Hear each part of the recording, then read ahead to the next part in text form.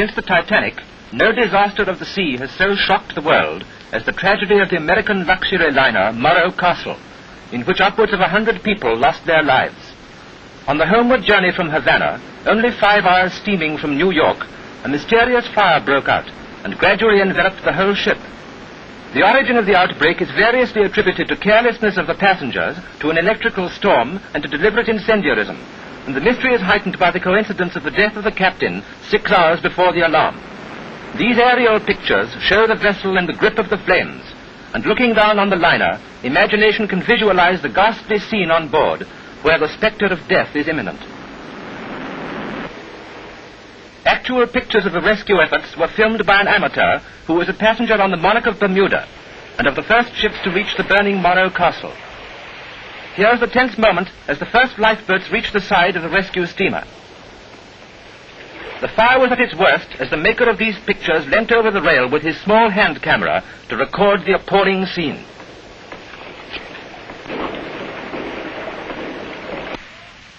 Residents along the New Jersey coast crowd the beaches in readiness to lend willing hands to the rescuing lifeboats battling their way through the breakers to the rocky shore. Passengers and crew, shivering and nerve-wrecked by the torment of the night, are taken swiftly into the care of sympathetic helpers.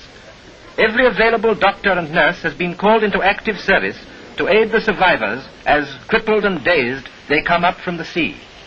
All through the day the toil goes on, in ceaseless effort to ease the pain of the body and give new life to the tortured mind. The coastwise steamer Andrea F. Luckenbach brings in 22 survivors,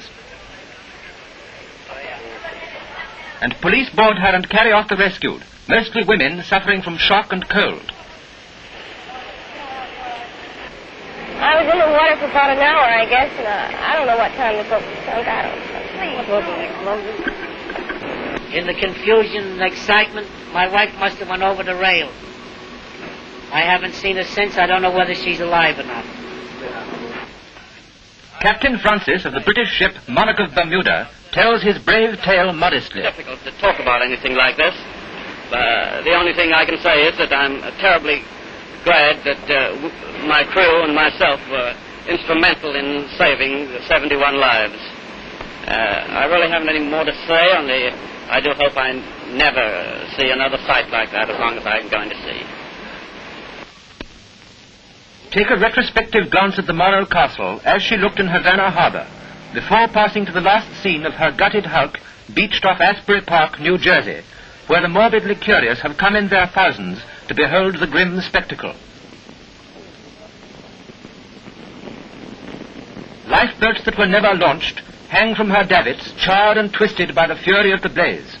Nothing is left but the skeleton of the once luxurious liner. Here you get an idea of the inferno still raging in the hold of the vessel.